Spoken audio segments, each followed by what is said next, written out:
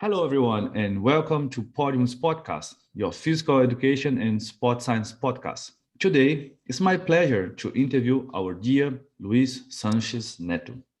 Today, we will talk about the topic social justice in physical education, what we can learn from students' perspective.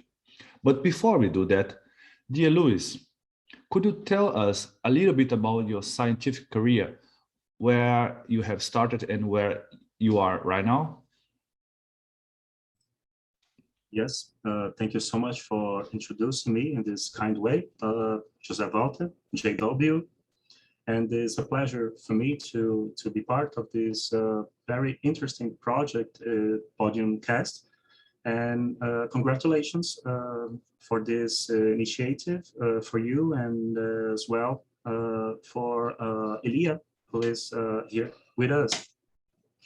Well, my scientific background, I have my bachelor's degree and my teacher license in the University of São Paulo, which is an institution that you know for yourself.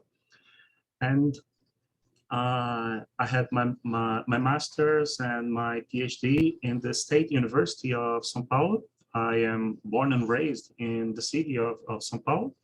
And my postdoc studies, I had a supervisor from the State University of São Paulo, a Brazilian supervisor, and also two international supervisors, one based in New Zealand and one based in Texas.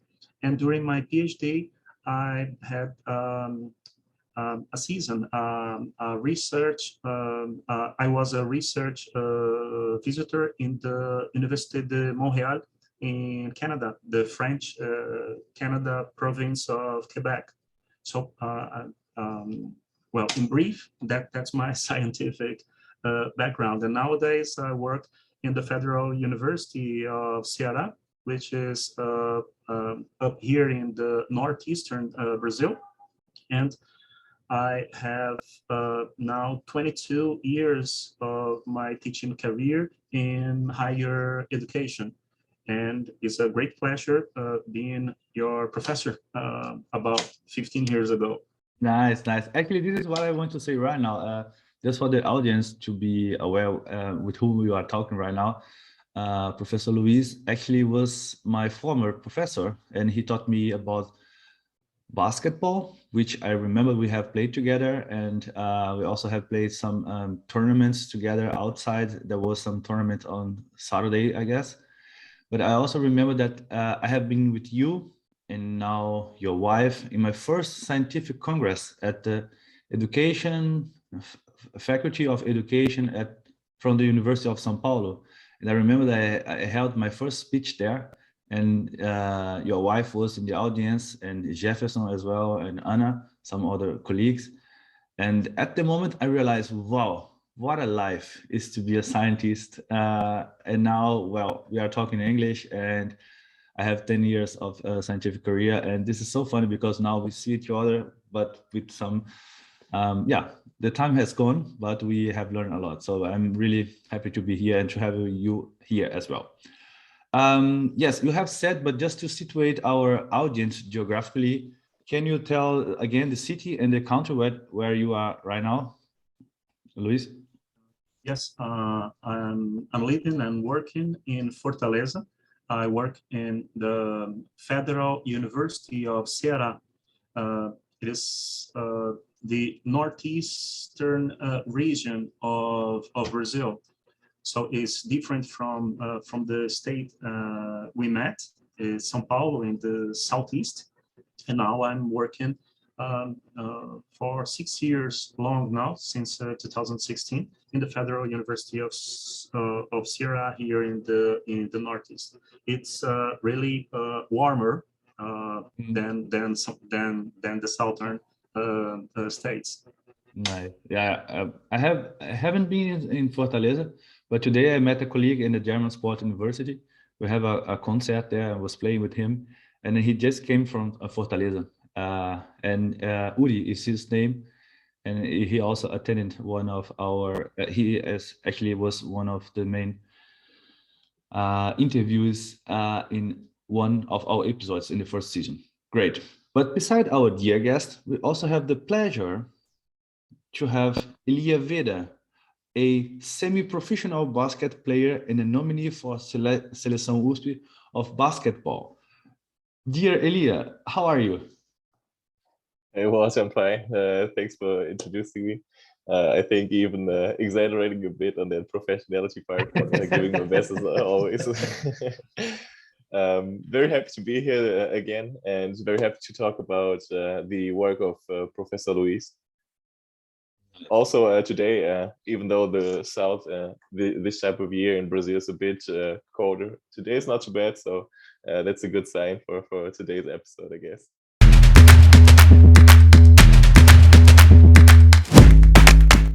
Okay, Luiz, today we will talk about your scientific publication, which you have published with many colleagues, as well your wife, also my former professor in my first bachelor. In the publication is entitled A Social Critical Curriculum for PET, Students' Perspective on the Approaches to Social Justice Education of One Brazilian Program. Well, I think we need to know a little bit more about the story behind and also the motivation to run this study and this paper. So could you tell us a little bit about the story behind this paper and also the motivation you have had to lead and to write this and run this study? Yes, sure. But before that, you mentioned a former episode of the PODIUM Cast. I need to say congratulations for having Professor Dante and Ricardo Hugo Gonzalez from the Federal University of Ceará. It was a great episode, by the way. And Thanks. regarding Elia, I feel like I'm something like his grandfather because you are my students, my student, and now Elia True. was your student. So I think we have this bond together. True. Well, about the paper. I'm happy to talk about the motivation and the background before writing it, especially because it was written with my wife, but she's an academic. We are an academic couple, Professor Luciana Venancio. She also works in the same university than I work now. And regarding the acronym that you mentioned, PETE, it means physical education, teacher education. So that's the main topic of the paper, physical education, teacher education.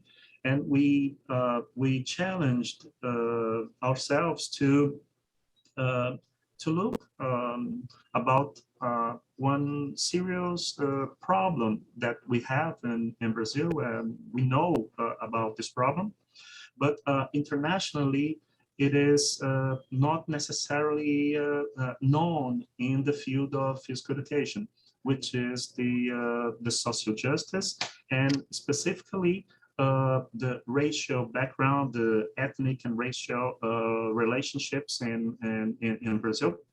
For instance, I'm Brazilian, you are Brazilian as well, JW, but you refer to yourself as white, as far as I know, and I refer to myself as a black person, as well as my wife.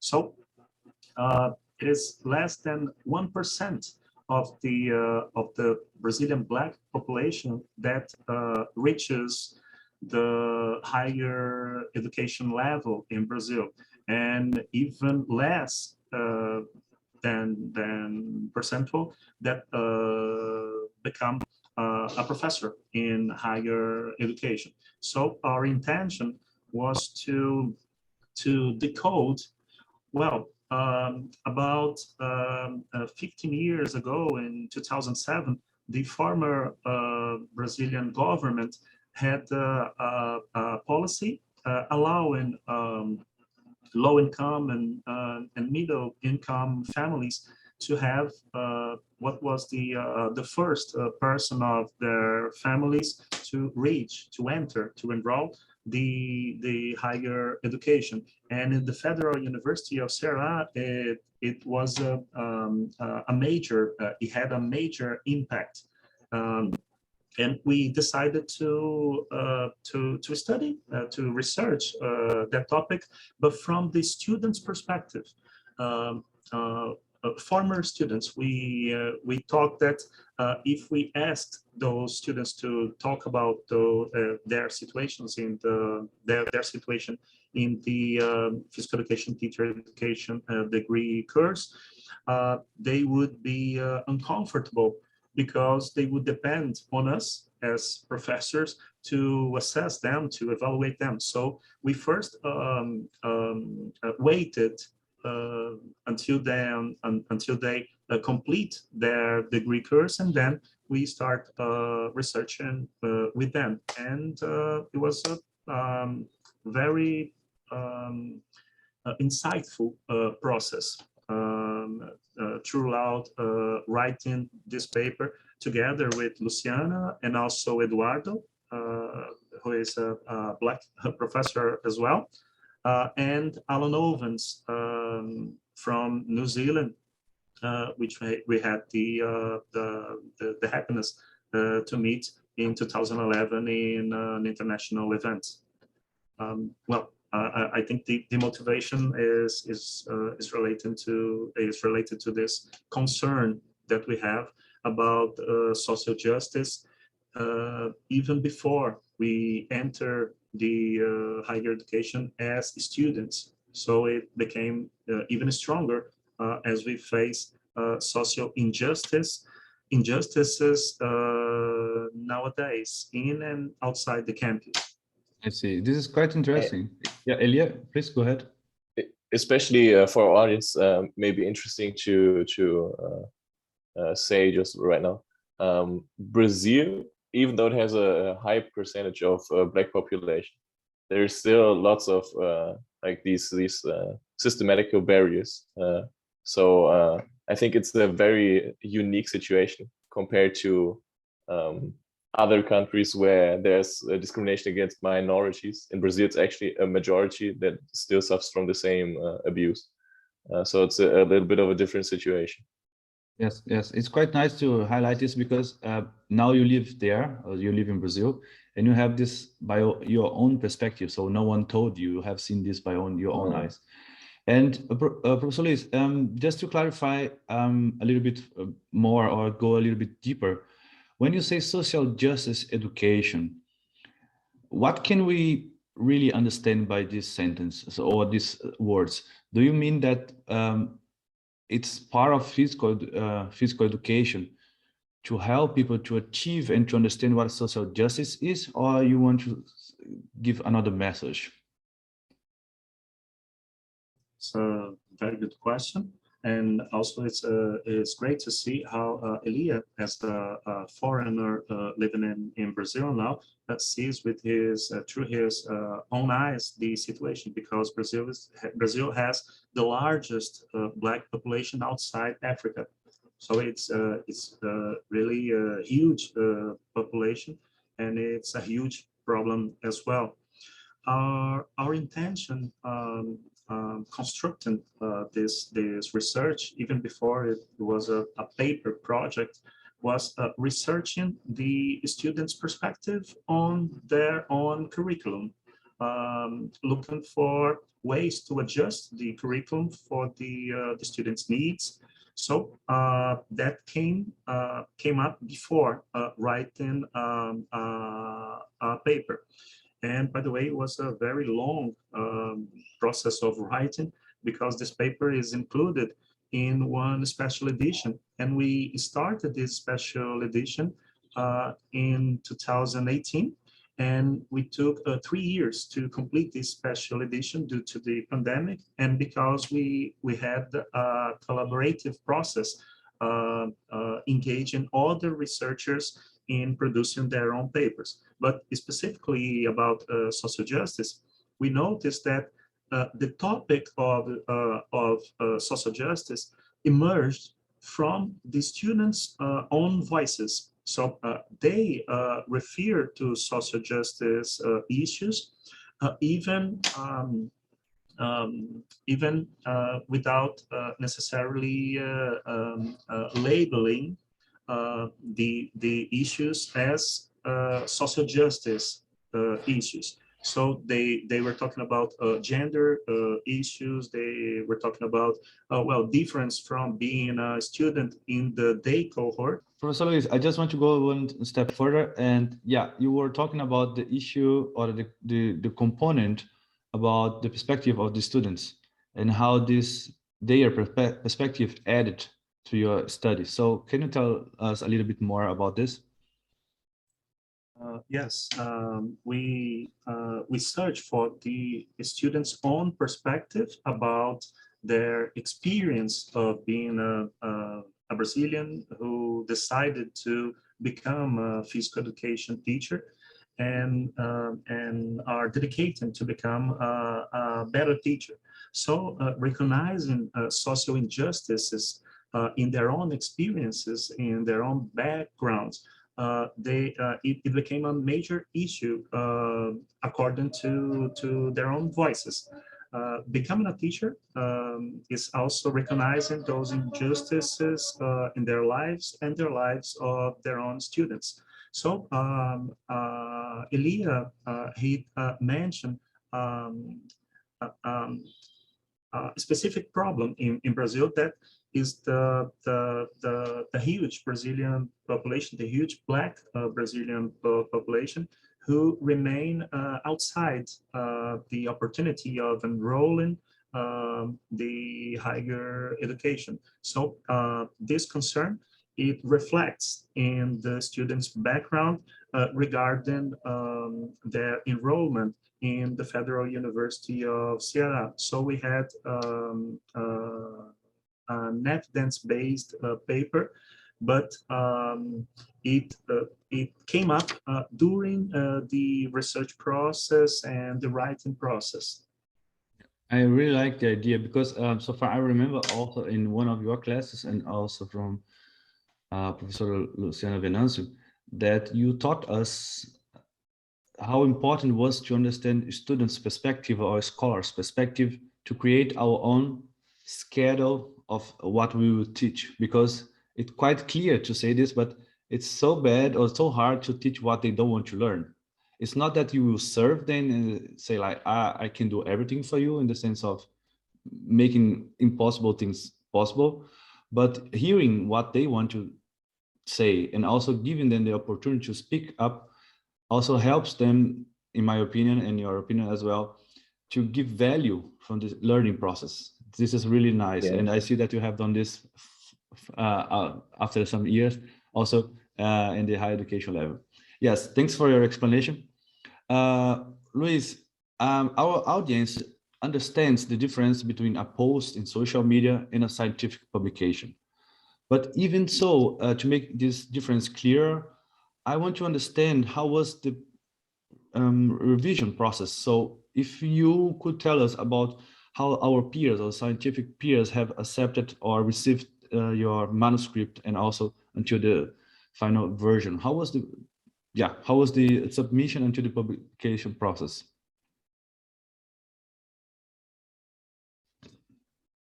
Yeah. It's another great question because it's good to explain the process from within. I need to say that we do not attempt to reinvent the wheel. So this paper, as well as other research projects throughout my career, as well as Luciana's, we have a strong affiliation to Paulo Freire's ideas. So when you say that the just for our audience that is not seen here, I just found here in my mini bibliothèque that Professor Luis told me to or invited me to buy this I don't know, maybe 10 years ago, and I still have this book here. The name is Pedagogia da Autonomia, and I was reading some of my own records here, and it seems that I didn't have changed a lot the way I think about. But so yeah, this is the guy who they are talking about, Paulo Freire here. Yes, sorry, I just found this and then now it fits. Sorry, go ahead. Great to see that in your hands, JW. And Paulo Freire is also a keyword in our paper. So when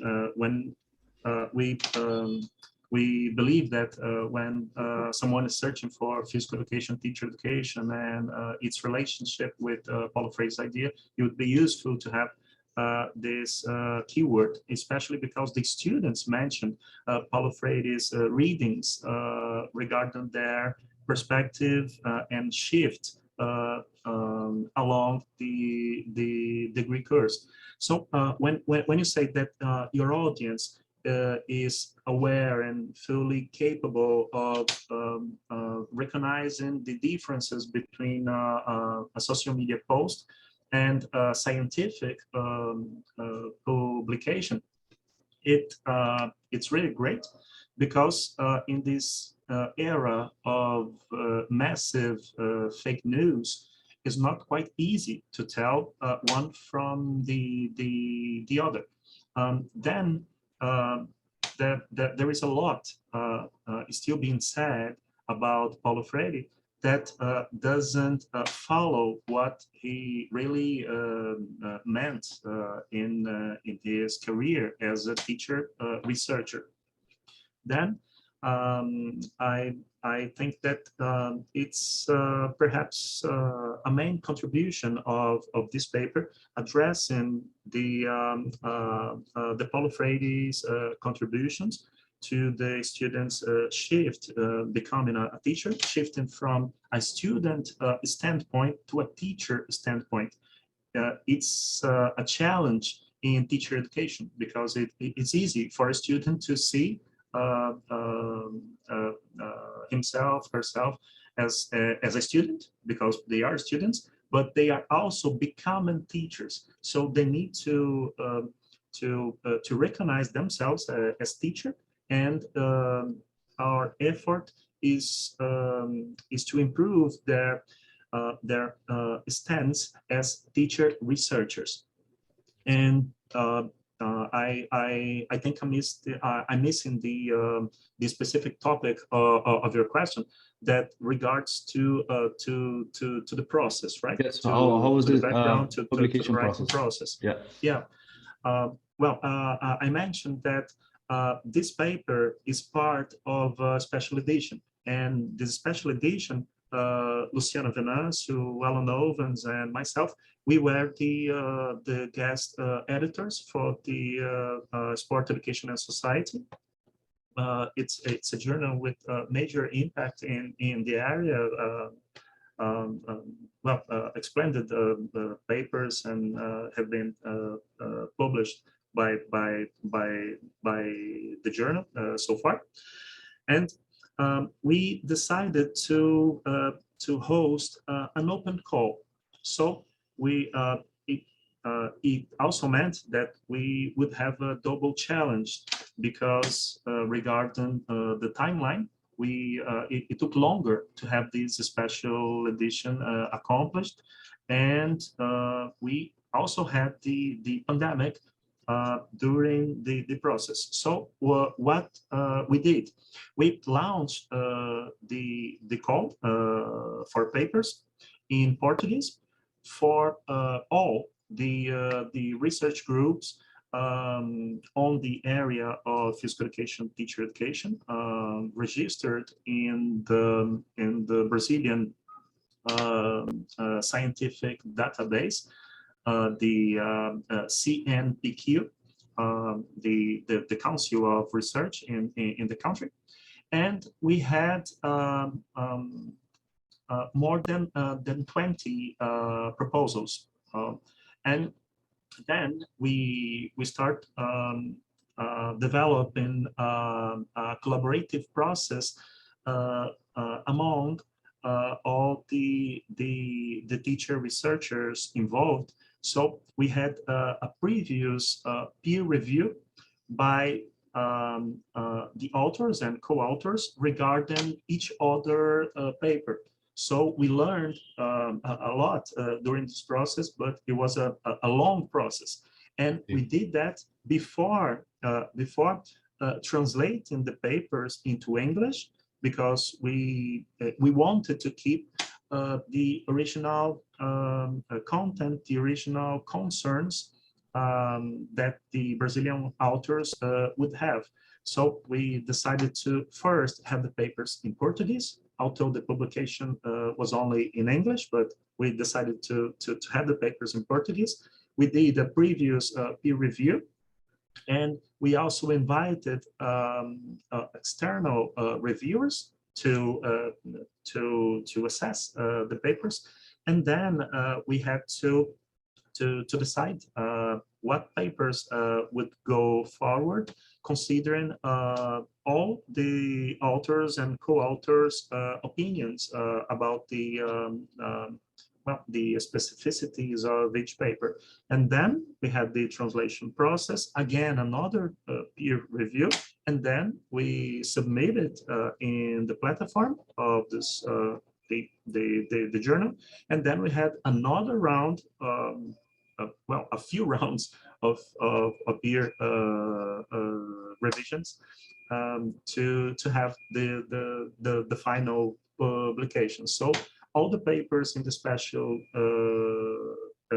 edition passed through this process, and our paper as well, even ourselves being the editors, the guest editors of the special edition. So it was a very insightful process, a long journey, and we really learned a lot through this journey. Wow, I never heard about this. Elia, have you heard about some process like this? No, always getting to know new methodology, but very impressive for sure. Very complex. Also to knowing the scientific process a bit from behind the scenes, it can be very challenging to even work with one other person, with various other authors. I imagine that it was a very tense process. Wow. Well, to be honest, I never heard about this, and we have interviewed almost like 25 experts worldwide, and this is quite new about the translation process and the other rounds. Quite interesting. Yeah, thanks for sharing. I really appreciate that. Luis, I would like to add something to what Professor Luis said, because I think it's a very interesting point, but also very important for our audience. You were talking about how your students basically were inviting the discussion of these social aspects, such as race, such as sex, and so on. And I feel like we, as the newer generation that I'm part of, I guess, there's a certain responsibility to make change that we would like to see in the world, right?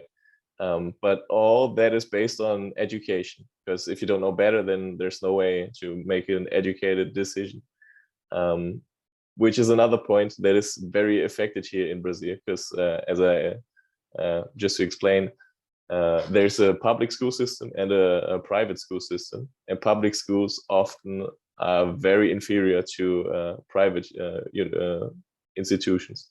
So there's already starting in the school a different level of education between people, and because of the oppressive system, most of the time people that can't afford to go to private institutions are those that are affected by those social differences. So it's like it's a process that might get worse over time, because the reason for you not to get education is because your parents didn't have good opportunity, but therefore you also don't have good opportunity. So it's like a vicious cycle, and therefore I think, especially from this awareness aspect, it's very important that people are aware of these differences and try to tackle them to make differences in the future. No, I really like what you have said, Professor Luis. You were to say? Yeah. Sorry. No, it's very clever, this statement by Elia, and I think I need to add some points about it, because when we say and I know that it looks like, but when we say that the private institutions, the private schools, for instance, are better than public schools, we need to go deeper into the Brazilian background since the mid 19th century, for instance, because Brazil was one of the last countries, basically is the last country to abolish black slavery. It's the second territory to abolish, because a province took even longer than Brazil. But in 1850, there was the first educational proposal for the Brazilian schools, and only in 1888 it was the abolition of the black slavery, which it still is a very controversial process.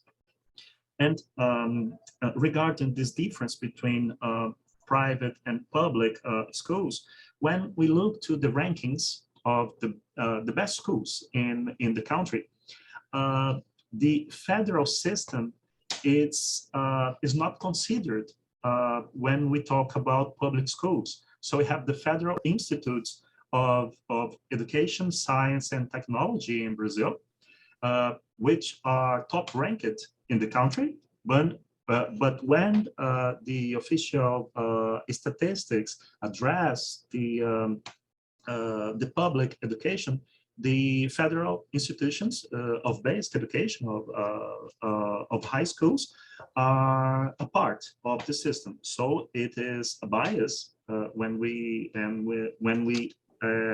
analyze deeper this condition. And when we look to the higher education rankings, it's even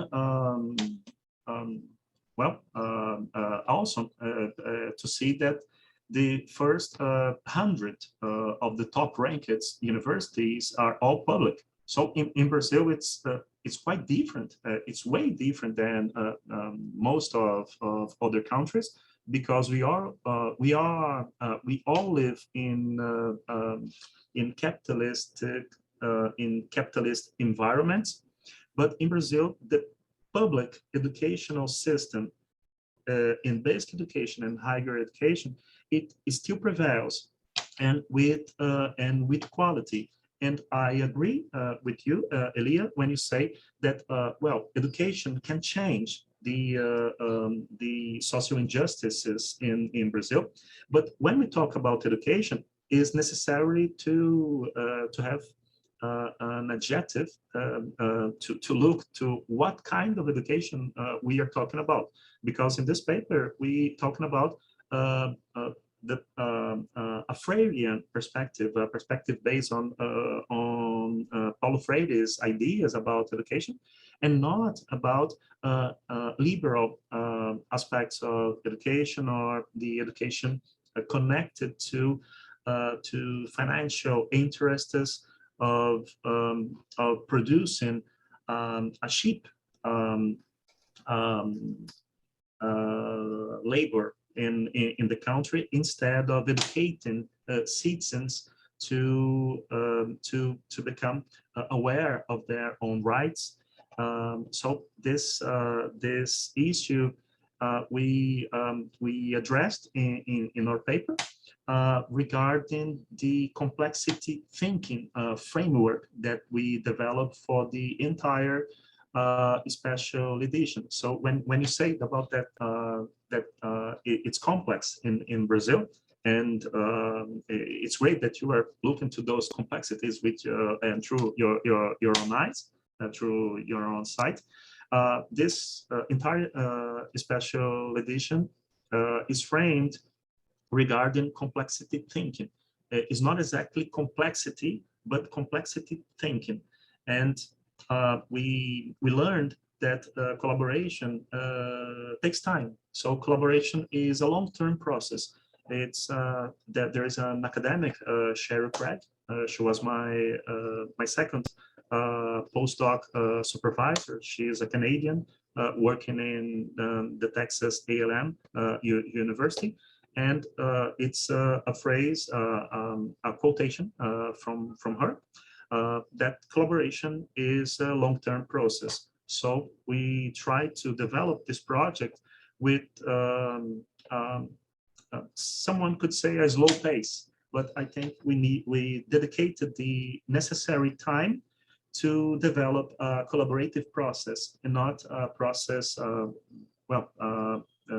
in a rush, in a hurry, and missing some of the complexities of the background doing that. Yeah, especially I feel like in these social aspects, oftentimes there are aspects that are pushed in the media that are very apparent. So people are more aware of those, but that doesn't mean that they are more intense or more frequent than other types of social differences. So I felt like your paper was very complete in that aspect. Like there are listings of like 15 different aspects that contribute to social inequality or inequities as well. So yeah. I feel like you invested a lot of time to really have a whole picture of this. Yeah, and this is really necessary because the whole picture will change via time. People change as well. So the whole picture will also change, meaning we have to be aware as a scientist, as a people who consume sports science, that we have somehow to we have to learn how to understand people, because this is the key, how we care about people. We have to understand how they feel.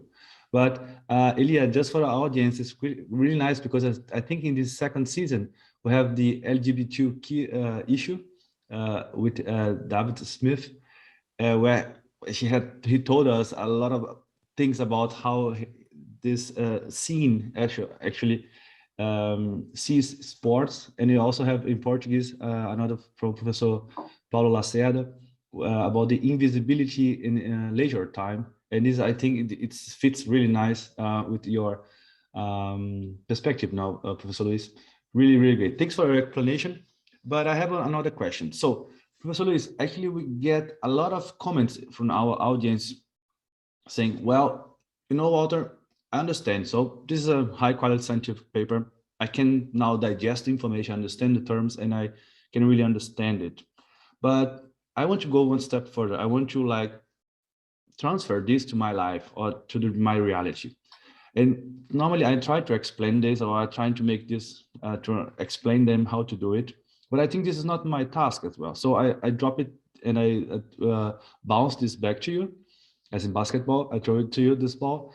And I want to know by your own words, how could we transfer the results of your publication to practice?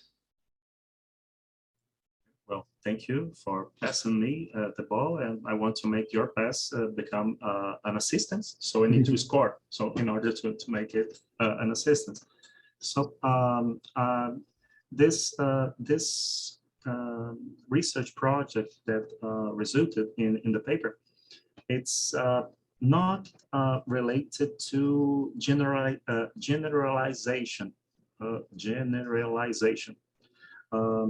I think it come out wrong, but I hope you understood. No, it's quite clear. Don't worry. Okay, but the specific context that we investigated is not generalizable. It's a specific context. So per se, a specific context is what it is. It is specific. But in the scientific production, often scientists they research and they try to generalize their findings to a broader context. But in this case, we stated that, well, we are talking about a specific context, and what we want is that our readers, they have their own insights, they learn from this experience, and then they would be possibly able to discuss their own contexts, to learn from this situation, and not apply in their own context, but to think deeper about the specificities and complexities of their own context. So I think it's a difference between these specific paper and others that claim to be generalizable. Some research can be generalizable. Regarding the pandemic, we need some generalization about data. It's a scientific endeavor as well. But in this case, we decided to investigate the intersubjectivities, the connections about the participants, their process of becoming teachers and teacher researchers, shifting from and transiting from a student perspective to a teacher perspective throughout the physical education, teacher education degree course. And because of that, we considered that would be honest to our readers to say that, well, this is a specific context, so we have this expectation that we share these findings, but our readers would be invited to discuss and to think about their own contexts as well, and perhaps to research their own contexts. I understand. I understand. I think this actually somehow overlaps what I remember. You can correct me if I'm wrong, that it is written in this book. So there is a term like professor pesquisador, which is professor researcher, which so far I remember is somehow the one who teaches and learn about teaching in the experience itself in a daily basis. Am I right, or I'm just getting old? Which can be also true. Well, you are so right. I was searching for the book in my shelf, but the term you use to translate it, professor researcher. Well, in Portuguese, we do not have that difference.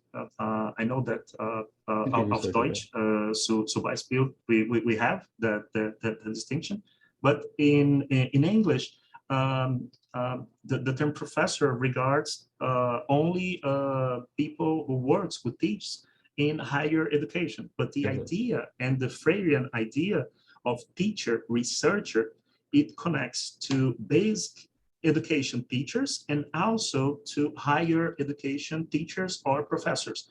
So it's not a hierarchical framework that puts the university at the top and basic education as a field of application of theories. But we consider the entire span of education as a locus, as a place, a time and space of scientific production. So the teacher researcher working in the school, they can produce meaningful findings about their own work, as well as teachers and professors working in higher education.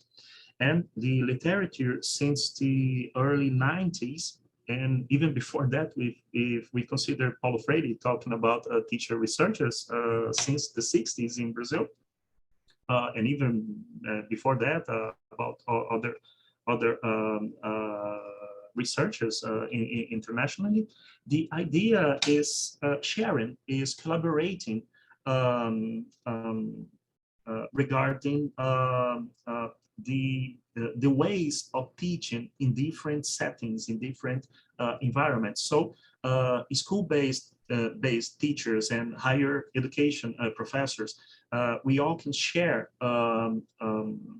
assumptions about our teaching, And through those assumptions, we can become better teachers.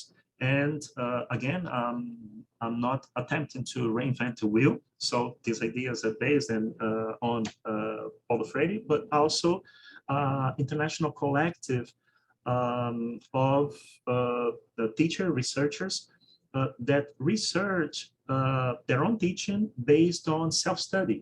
So there is a collective of the acronym is SSTEP, self-study of teaching and teacher education practices. And we have been learning through these ideas and merging those ideas with our own since a few years ago. And I believe that the process has been embedded in this special edition project, because Alan Ovens, he visited Brazil in 2018 as a keynote speaker. We explained that in the editorial of the special edition. And since then, we started planning the special edition that 3 years later became a reality. And again, collaboration takes time. It's a long-term process. Yeah, really, really nice. Yeah, Elia? I feel like what you were saying just now about this Freirean model matches very well with your study, in a certain sense that even though the context may be different and you can't generalize what you found out, you get sensibilized in a certain way to similar situations. For example, a teacher might be a good teacher, but his class won't be the same in 3rd grade or university.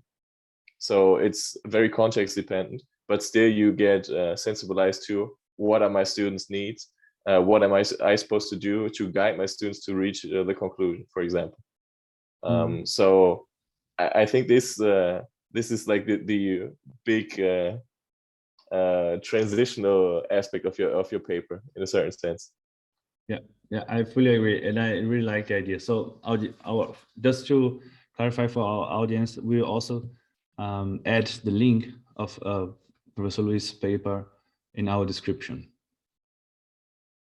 Ok, Professor, I had the break here porque a gente tem mais 5 minutos, e aí eu vou mandar um novo link para o senhor, e eu tenho mais uma pergunta e uma perguntinha no final. Daí o senhor pode tomar uma água, ou o Elia também, e aí são, na verdade, 1,5 perguntas, então deve demorar um pouquinho, tá bom? Então eu vou encerrar. Certo, tem só um comentário que eu gostaria de fazer com relação ao doutorado da Luciana. Seria, acho que, talvez se você quiser aproveitar essa gravação agora e editar depois, eu faço o comentário muito brevemente. Não, tá, nós temos... Se você achar que vale a pena. Não, claro, são 5 minutos. O senhor é que depois vai acabar. Mas o senhor também tem um número na tela aí, né? Tem. Sim, okay. sim, mas eu falo em menos tempo do não, que se for. Fica à vontade, fica à vontade. Pode começar. I was reflecting about Luciana's PhD research, because she worked from almost 20 years as a school teacher and concomitantly to working as a teacher educator in the university. And in her teaching in school, she researched her own teaching and her own students for about 4 years, even more than 4 years for a few students. So it was a longitudinal study regarding the relationship to knowledge. So we learned through each other's experience, and in this paper we learned from Luciana's perspective, because she was already experienced in researching in a long-term basis. So I believe that it's important to remark this collective experience that we have as co-authors. I see. I understand. This is quite enriches this perspective, because then you have sometimes a short perspective, but if you have a long-term perspective, you also add more. especially in this study, which is very complex. So every other perspective just adds on. Yeah. Quite interesting, really. Yeah, I really appreciate for your explanation. Thanks a lot, guys. This is really nice. Thanks for explanation again, Professor Luis. But yeah, we are heading to the end, and one of our targets here is to make people that produce really nice paper in science like you reachable. So the question is quite easy. Where can our audience find you? So if they want to learn more about you or what you are publishing, so are you in social media or ResearchGate? Again, where can people find you in this big world? Well, you can find me here in Fortaleza. So I invite everyone to come to Brazil. We have a controversial but great country. Well, with huge problems, but I really invite people to meet to visit Brazil. And then you can find me at the university campus at the Federal University of Ceará. I try to stay out of social media, especially the Facebook or instant messaging apps, because I really like to talk with people. I really missing people. So if we connect to people in an everyday basis, even in a distance, there are benefits, but there are also a missing part, which is missing people, missing talking to people, engaging with people, and academically collaborating more with people. So my email address, the institutional one, is my name, Luiz Sanches Neto, at ufc.com .br. It's not a commercial account, and we can connect to this email. But if you want to make a Skype call or something like that, we would be lovely to talk with your audience. And thank you so much, JW and Elia. Really nice meeting you. And thank you so much for this opportunity of sharing and this space, this incredible space that you created. PODIUM Cast is it's a huge project. Thanks and congratulations. Thanks for your compliment. It's our honor and special my honor to have you here, Elia. Yeah, and for our audience, we will also write the email from Professor Luis and also his other IDs in our description in our. In our episode. I have an alternative email. It's yahoo.com. It's my nickname from the early days of my youth, Luisito Sanches at yahoo.com. You can also provide that, so we can meet anywhere. Nice. Thanks a lot for sharing this again. Elia, do you have any news, message, or Botschaft or the boas novas for our audience? Yes, Walter. And I want to remind our audience that we launched our own website called PODIUMSportcast.com, where you can find all our material in audio, text, and video, as well as the contact of our guests like Luis. And we invite you to also ask questions if you didn't understand something from any podcast, or if you want to see a certain topic be discussed in future episodes. Feel free to contact us there and be part of our community. Yeah, really nice. Guys, you are really warmly invited to help us to tell us what you want to learn and which research you want to have interviewed. So we are here actually for you. Yes. So a big thanks, and wait. For those who have waited until now, first of all, thank you. We will have a surprise for you. So if we receive the message and pop-ups in our social media that you are following us, we will send you the answer of the following question. Professor Luis, imagine you have received right now 1 million reais for a research project, and you have 5 years long to spend this money. Which scientific question you would like to answer?